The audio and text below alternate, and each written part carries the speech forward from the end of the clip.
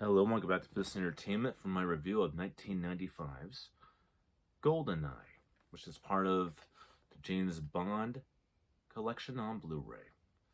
Talk about the plot of the film, Pearl's opinion of the film, my opinion of the film, and a little bit of a experience that I had with the film, which is very special to me.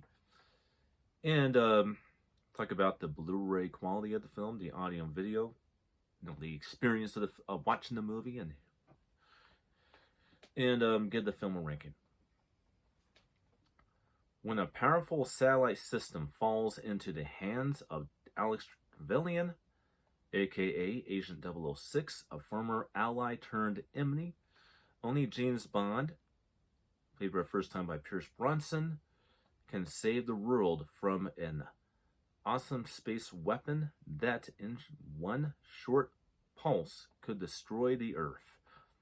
As Bond squares off against his former compatriot, he also battles Trevelyan's stunning ally, Onatopp, played by Frankie Jensen from the X-Men films, an assassin who uses pleasure as her ultimate weapon. Alright. Goldeneye. Not to be confused with the video game. Now, the video game was made popular because of the popularity of the movie. Because the video game was actually released in 1997, I believe, or something like that. Yeah, I believe 1997. So it's at least 2 years after the movie. Now, when it comes down to the movie, I could definitely say this, by far, by popular demand and popular belief and popular acceptance and popular opinion, most James Bond fans who were born in the 80s, mostly just born in the 80s, some in the early 90s maybe, but definitely ones born mostly in the 1980s and early 80s like me, would definitely look out Goldeneye is the very best James Bond movie of all time. Well, there's a reason for that. Most people that are Bond fans now are Bond fans because of Pierce Brosnan's era. Is James Bond? Are there fans of it because of Daniel Craig, who kind of, had them kind of rediscover James Bond and looking more at Pierce Brosnan as James Bond versus, say, Timothy Dalton, Roger Moore, George Lazenby, and Sean Connery as James Bond, but look more at Pierce Brosnan's version of James Bond and Daniel Craig's version of James Bond. But being a man who went through his very early elementary years in the 80s, went through his teenage years, coming into young adulthood, late teen years from the 1990s through the early 2000s, very early 2000s, like, the first 2 years. Yes, in a lot of ways, I kind of follow into that. Unfortunately, before I watched Goldeneye, I was very familiar with James Bond because I grew up watching James Bond. So I had the added, this goes on my opinion a little bit here. I had the added, bulk and added experience of being familiar with all the previous versions of the character before seeing Pierce Brosnan strike the screen and blow our minds away in Goldeneye in 1985.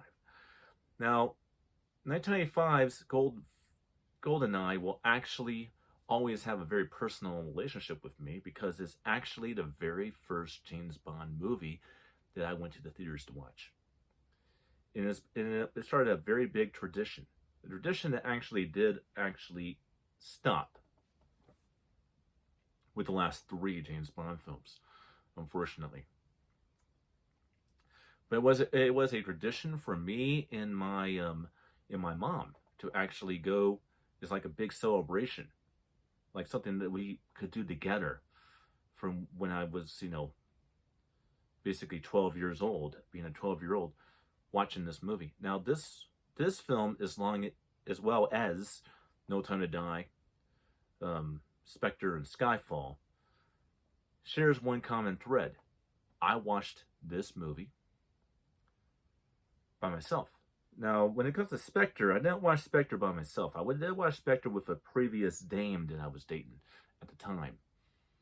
Not a very good one, but you know, I wasn't single at the time that I watched Spectre. But Goldeneye to me stands out due to the fact that it was my very first James Bond movie on the big screen. And that has a very special place when it comes to my experience with these films. And I thought it was amazing. And I've always had a big respect for this one. And believe it or not, as much as I love Daniel Craig as James Bond, as much as I love Daniel Craig as James Bond, and for very obvious reasons, I tend to actually kind of look like Daniel Craig, at least in 2006. But the style that Craig plays Bond, for the longest time, was more like what it would be like if I played James Bond. But as I got older, and I got wiser, and got more individual and more interesting and more unique throughout the years, since 2006, I find myself really coming to terms of this reality. I think that Pierce Brosnan is the best James Bond of all of the versions of James Bond. I think that Pierce Brosnan is the best version of James Bond. I don't think he can be topped. We'll see what happens with the next guy, with Bond 26, but at this point in time, I think that Pierce Brosnan is the best James Bond. And a lot of it has to do with this very first movie. And he only got better, in my opinion. And I know that that's my opinion, especially with this fourth installment, Die Another Day. People are going to have a lot of problems with that movie, but honestly, I don't have many problems at all with that film. But we'll get to that. But that's what I got to say about my opinion. Now let's talk about the audio and video. Finally, James Bond actually gets into the Dolby Digital and DTS Digital sound world. So, unlike the previous films up to this point, Goldeneye was actually designed to have a DTS sound presentation. So, the DTS HD Master Audio 5.1 sound presentation is phenomenal. It fires on all cylinders, is loud, is dramatic, is boomy, it's explosive. Definitely a step up now. The video, we're going into 1990s, and we know what that means. That means we're going to have a very digital look with the movie. We're going to have a lot of film grain with the movie. We're also going to have kind of like this warmer based color tones. We're going to have more of these greens and these reds going on. There's not going to be so much of the cooler blues. Not going to be so much neutrality. It's going to be more warmer looking, which is very traditional with 1990s movies. But with that said, this film was restored in 4K, so it does have a step up from any other version of the film due to the 4K restoration. Awesome, awesome, awesome. All these films were awesome on Blu-ray, I might add, all of them. My opinion of the film was good, but here's my ranking. Solid 4 stars. Solid 4 stars. This is a perfect movie in every single definition of the word perfect. This is a perfect James Bond film. And this is a perfect action film in general. Definitely one of the James Bond films that a non-fan could watch and really enjoy, for its nostalgicness and all of that. And that's what I got to say about Goldeneye. I will see you guys on the next review.